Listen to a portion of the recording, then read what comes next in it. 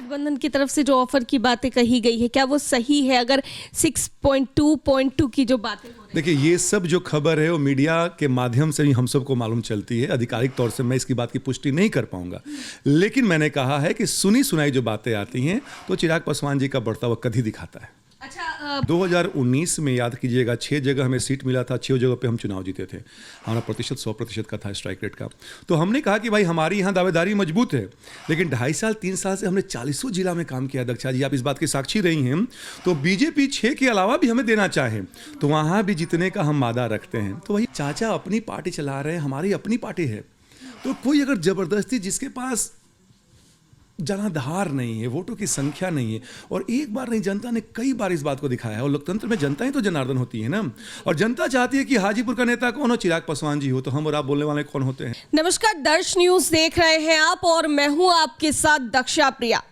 लोकसभा चुनाव में अब ज्यादा वक्त नहीं बचा है और इससे पहले तमाम पार्टियों के सीट शेयरिंग का जो फॉर्मूला है उसे तय करने में हर पार्टी लगी है। और ऐसे में अगर बात की जाए चिराग पासवान की, तो चिराग पासवान की चर्चा इन दिनों बिहार की राजनीति में हर ओर हो रही है, क्योंकि ऑफर कई सारे मिल रहे हैं। और ऐसे में कल एक बड़ी सभा को संबोधित किया है चिराग पासवान ने वैशाली में, और इस सभा में बड़ी भीड़ जुटाई गई। और ऐसे में अब यह भी कहा जा रहा है कि चिराग पासवान के तेवर बदले बदले से नजर आ रहे हैं। ऐसे में लोक जनशक्ति पार्टी रामविलास के प्रवक्ता प्रोफेसर विनीत सिंह हमारे साथ मौजूद हैं, इनसे ही बात करेंगे। विनीत जी, क्या लगता है, इधर कुछ दिनों से जब से एनडीए की सरकार का गठन हुआ है और चिराग पासवान के साथ में नीतीश कुमार आए, कुछ तेवर बदले बदले से लग रहे हैं? दक्षा जी, बिल्कुल नहीं है। देखिए, अगर ऐसा होता तो फिर हम लोग आते भी नहीं उनके शपथ समारोह में। हम इंतजार कर रहे हैं कि एनडीए कब बिहार को लेके सीट शेयरिंग पे बात फाइनल हो जाए, घोषणा हो जाए, ताकि सब कोई जो कार्यकर्ता है वो अपने चुनावी कार्य में लग जाए। तो ये जो कयास लगाए जा रहे हैं और जो ये कहते हैं ना डिस्ट्रैक्ट करने की जो लोगों का विपक्ष का स्पेशली जो चल रहा है कवायद, मुझे लगता है कि वो सफल नहीं होगा। चिराग पासवान जी, हम लोग बिल्कुल एनडीए में इंटैक्ट हैं। माननीय प्रधानमंत्री जी का हाथ मजबूत कर रहे हैं और 24 में बिहार से 40 सीट और देश में 400 सीट का आंकड़ा पार करना है। लेकिन फिर भी अगर कहा जाए तो देखिए, एनडीए की जब सरकार बनी, नाराजगी तो दिख रही थी, क्योंकि आप देखेंगे कि जेपी नड्डा उन्हें साथ लेकर के आए और साथ उनको लेकर भी गए, हाथ पकड़कर जेपी नड्डा ने उनका रखा हुआ। क्या है दक्षा जी कि जेपी नड्डा जी को और चिराग जी को दोनों पटना आना था तो साथ ही चले आए। जहाँ तक बात रही नाराजगी की, तो हम इस बात को मानते थे कि नीतीश कुमार जी की जो नीतियाँ थी, हमारे राष्ट्रीय अध्यक्ष जी ने कई बार कहा है, वो बिहार के उत्थान के लिए नहीं है।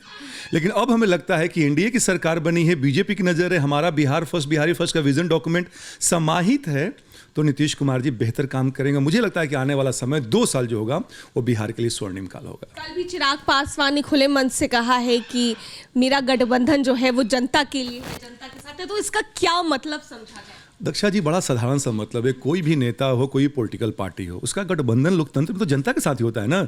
जनता अपने वोट के माध्यम से अपनी बात को रखती है। माननीय प्रधानमंत्री जी ने कहा कि मेरा परिवार 140 करोड़ भारतीयों का है, तो वो भी गठबंधन है, गठजोड़ है। क्योंकि परिवार के साथ गठबंधन का मतलब क्या होता है कि आप जो हैं भरोसा देते हैं, आश्वासन देते हैं कि आप जो हैं आपके लिए हम काम करेंगे अगर आप हमको चुनते हैं तो। जनता भी अपना वोट देती है। तो चिराग जी ने वही तो कहा है जो माननीय प्रधानमंत्री जी कहते आ रहे हैं, हम भी वही बात को दोहरा रहे हैं।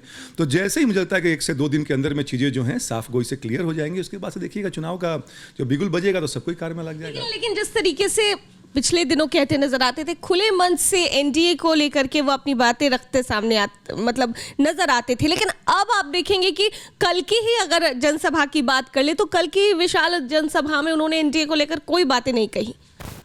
आप उसकी बात कर रहे हैं, लेकिन जब एयरपोर्ट पे जब वो फ्लाई कर रहे थे दिल्ली में, तो वहाँ पे उन्होंने पत्रकार बंधुओं से कहा कि नहीं, हम बिल्कुल एनडीए के साथ हैं और कोई भी अगर निर्णय होता है तो उसको साझा किया जाएगा।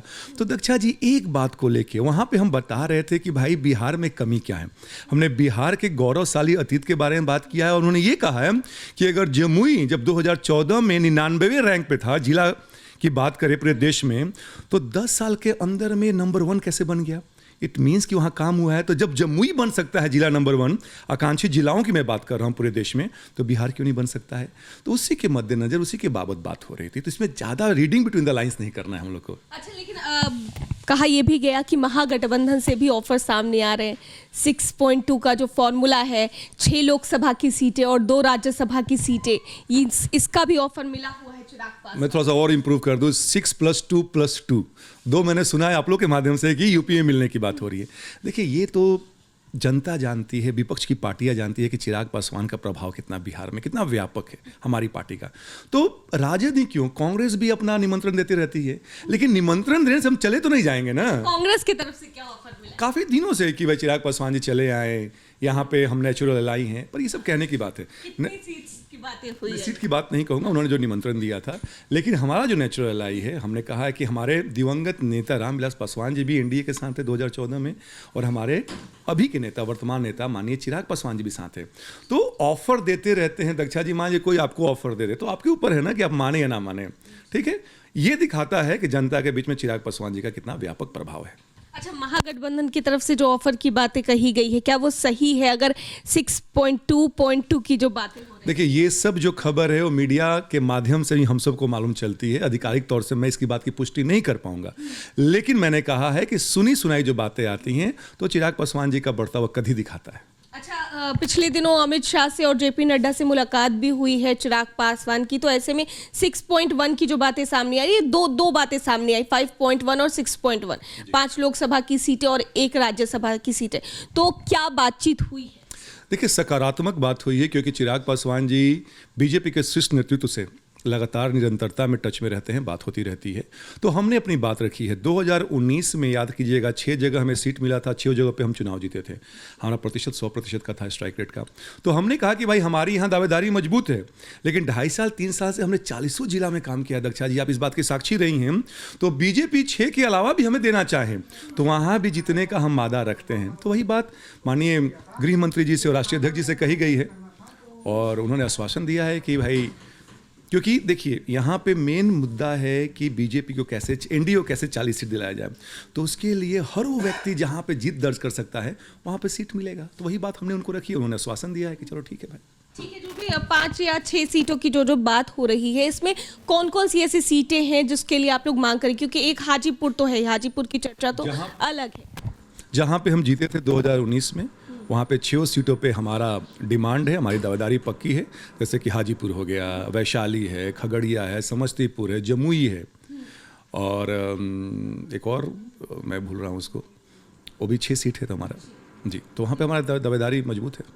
हाजीपुर की सीट को लेकर क्या बात है? क्योंकि अब उधर क्योंकि नजदीक आ रहे हैं चुनाव, और चाचा पशुपति पारस भी लगातार इस बात को लेकर के दावा कर रहे हैं कि हाजीपुर की सीट हमें मिलनी चाहिए, और ऐसे में चिराग पासवान, आपकी पार्टी की तरफ से भी दावा किया जा रहा है कि नहीं, हाजीपुर हमारे ही पास रहेगा। तो सबसे बड़ा सवाल यहाँ उठ रहा है ना कि चाचा और भतीजा दोनों ही मांग कर रहे हैं, लेकिन बीजेपी कैसे इस सिचुएशन को हैंडल कर रही है? देखिए, मैं जिस सीट के बारे में भूल गया था वो नवादा भी सीट था। देखिए, हाजीपुर पता नहीं कितनी बार कहा है लोगों ने, कहते हैं ना कि पानी गंगा में काफ़ी बह चुका है, ठीक है ना। तो कहने का मतलब है, और ये जब हम कह रहे हैं दक्षा जी, आप लोग के सामने, आपके माध्यम से दर्शक सुनते हैं, तो हमें कहीं ना कहीं इस बात का आश्वासन है।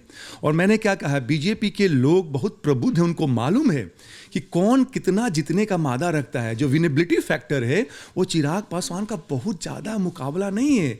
चाचा अपनी पार्टी चला रहे हैं, हमारी अपनी पार्टी है।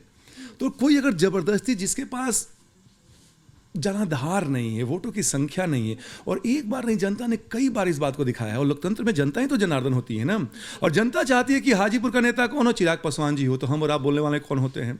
तो वहाँ पे है चिराग पासवान जी लड़े या लोजपा रामविलास का कोई प्रतिनिधि लड़े, लेकिन हाजीपुर हमारा है, आगे भी हमारा रहेगा। लेकिन ये बीजेपी के लिए तो एक मुसीबत का सबब बनता हुआ है। कोई मुसीबत नहीं है दक्षा जी। आप एक बताइए, आप उसी व्यक्ति को सीट देंगे ना जो कि चुनाव जीत सकता है, जिसको जनता चाहती है। और मैंने क्या कहा, यहाँ बात है 40 सीट की, तो उस पर कोई जो है इफ एंड बट की बात नहीं है, कोई समझौता नहीं होगा।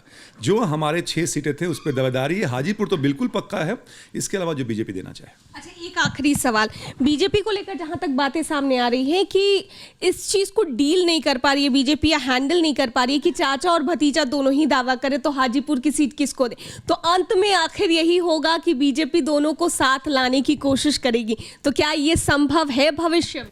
दक्षा जी, 2 चीज़ें, एक तो ये पारिवारिक मसला है, और इस पे समय काफ़ी बीत गया है। मुझे नहीं लगता है कि अब इस बात को उधेड़ने से कोई मतलब बनता है।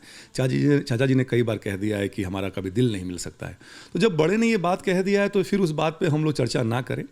तो ये पॉसिबिलिटी मुझे लगता है कि शायद नहीं है, हालांकि भविष्य क्या कहता है मुझे नहीं मालूम है। हमारे राष्ट्रीय अध्यक्ष चिराग पासवान जी निर्णय लेंगे।